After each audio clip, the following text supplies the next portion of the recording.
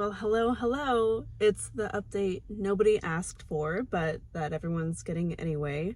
Hi from Stephanie on the tail end of my maternity leave. So I am here, you can see, pulled over in a parking lot in the car with my new baby, Graham, who we welcomed last month. And it's been a lot of adjusting since then. I had it on my calendar to hop on and get live here on YouTube and share some thoughts that I had about goal setting, because it's really been on my mind and I'm looking forward to 2023 as what I hope to be a really good year for me personally, for my team, and for, I hope, you as well. And really understanding where my priorities are, what the plan is, has been on the forefront of my mind. If you haven't heard me talk about it on Instagram, 2022, while it being a really great year for us, was really challenging for me personally, mostly because of this guy. I really struggled through a tougher pregnancy than I expected. And I think just any time you're doing the hard work of bringing an entire human into the world, you should expect to be a little slower. And for some reason, I thought that the rules would not apply to me going into this year. And of course they did. And it turned out to be a little bit of a different pace for me in 2022 than I expected. And so naturally, I'm looking ahead to 2023, and I'm so excited for all of the ideas that I have to have really great energy and to show up feeling more like myself. Now, with goal setting being kind of on the front of my mind, and maybe on yours too, as it tends to be at this time of year, I decided to put together a last minute sort of training open to all real estate agents virtually. And that's actually happening next week. So I want to invite you. It is on Wednesday, December 28th at 10 a.m. Pacific time. Can you spare like 90 minutes of time for your business before the end of the year?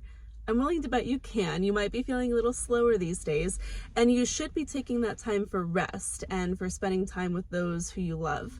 Definitely do that. But if you can spare like an hour or so to hang out with me live next week, all of the details are below in the caption. So check that out.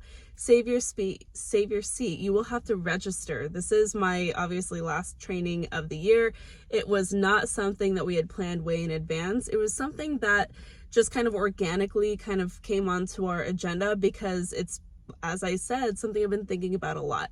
And so I wanted to invite you to that first of all. But the thing that's really on my heart today is how to actually stick to goals. So whether you want to join me on my live goal setting training for next week, or whether you want to do this process yourself, I want to share some of my thoughts around what it takes to actually follow through and execute on your goals.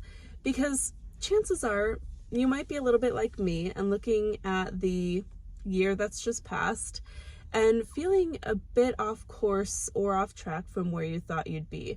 Or maybe you missed your goals entirely. Maybe this year just completely threw you for a loop. Maybe you hit them really well and you want to do that again. Maybe you hit your goals, you accomplished everything you wanted to, but you're not really sure how you did that and how you're going to repeat that process in 2023. So here are the three things that tend to keep us from hitting our goals. I want to start with what goes wrong. And then in the live training, I'll show you how to avoid that. So if we are thinking about what goes wrong when setting our goals, it tends to be from a mix of three key things. Number one is a lack of clarity. Number two is a lack of connection. And number three is a lack of accountability. Let's start with the lack of clarity. Now, this one is pretty understandable. A lot of times at the beginning of the year, you might just kind of set a goal because you feel like you must, or because you hear of others doing it, or someone just tells you you should. And you write some kind of arbitrary number on the board, and maybe it's in line with where you truly want your life and business to be at the end of the year. Maybe it's not. But without really understanding that goal and putting context behind it and putting detail behind it, you're going to be lacking clarity there. It's really hard to chase a vague or ambiguous goal because without having a clear endpoint, we can't create a clear process to measure our progress there. And we also are going to struggle with number 2, connecting with the goal.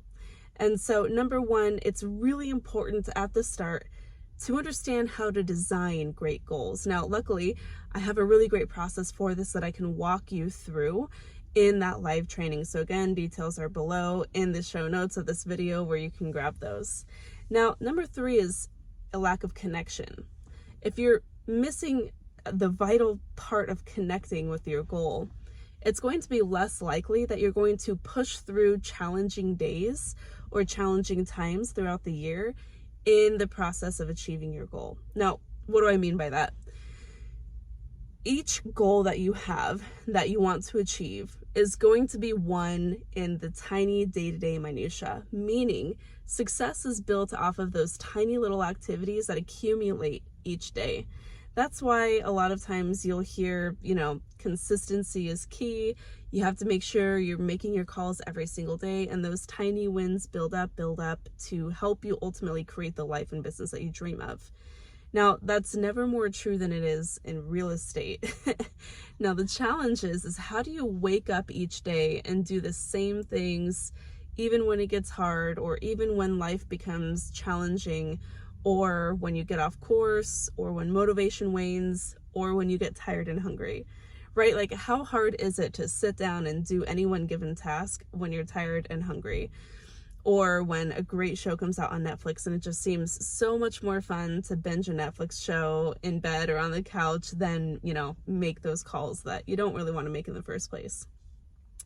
We solve this by turning that should into a must. We have to connect with the goal, make it personal, so that even when you don't want to show up, you still feel compelled to do it. And that's what's going to get you through those hard moments and stay more disciplined instead of relying on motivation. It's easy to feel motivated for a goal, but motivation comes and goes. Discipline and really committing and making that connection to a goal is what's going to keep you on track so that you can actually achieve it. Now, number 3, the last thing that I wanted to share is if you're losing or if you're lacking accountability in meeting your goal, you're going to be far less likely to reach it. There have actually been studies that have been made that offer a lot of evidence that show you are way more likely, like tenfold more likely, to achieve any given goal if you have a process of accountability. This can look like inner accountability, just having a process with yourself to stay accountable to a goal that you've set. But a lot of times it also comes into play with having a process that's external, involving other people or community, or just some other sort of check-in that is going to be very visible and force you to stay accountable to what you've committed to. Now, there's a lot of different components that come into play here. And again, I'm going to walk you through a lot of these pieces in the live training next week. But here's my question for you.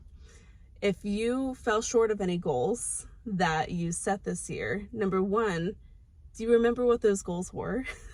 Did you keep them visible throughout the year? And did you check in on your progress and, try to come up with a plan to get back on track if you were off course? If not, then it's no mystery why you didn't achieve that goal. And we actually have a starting point on how to correct that going into 2023. And so these are all the things that are kind of on my mind and what I'm building into my strategic plan for 2023. And that's what I want to help you do as well during that live training coming up next week. But if all else, like if you can't make it with me, that's totally cool. I want to encourage you to, when you are setting your goals, number 1, make sure they're super, super clear. Make sure they have an end date. Make sure that they are very concise. Make sure that they're more than just an ambiguous number written on a whiteboard. Number 2, make sure that you have meaningful connection with these goals. Connect with them on a deeper level so that it's not just a goal that you've kind of swiped and adapted from somebody else that doesn't necessarily relate to the vision that you have for your own life. And number 3, you have to have accountability. Enlist an accountability partner or join coaching or community to help increase your odds of accomplishing and achieving big things in 2023. Now, like I said, I want to help you in any way I can. So check out the show notes for the way to join me with that live training. If you miss it, we'll probably have a recording that you can find as well. And if you're looking to 2023 and you want it to be your best year yet, that is where we're going to begin the process of putting the plan in place. Now, I would love to invite you in the comments to share what goals you're working on. Is there anything exciting that you're looking ahead to in 2023? I've got a few that I'm working on. I'll probably share them on that live training once I have it all kind of dialed in and ready to go. But ultimately, I think my biggest goal is just to make it a really great year, to be really intentional with my energy, and to make space for what matters too. I think that in 2022, I was lacking a little bit of clarity in what mattered most in this season of my life. And there's nothing like a sweet little bundle of joy to bring things into sharp focus, if you know what I mean. And so I'm looking ahead to 2023, and I really feel like it is going to be my best year yet. I mean, here's to hoping. And if it's not, I'm going to give it my best shot anyway. And that's what I wish for you too. So join me if you are around next week. I would love to hang out with you live. And going into next year, now that I'm once I'm officially back from maternity leave, or whatever you call that rest period after having a baby when you're self-employed, once I come back in the new year, we have so many incredible things planned, and I'm really excited to share our journey with you, and some of the new content and projects that we are working on behind the scenes. Merry Christmas, Happy New Year, Happy Holidays, whatever you have to celebrate this season. I am thinking of you, and I hope to see you next week. Thanks so much for tuning in. Till next time, keep on crushing it.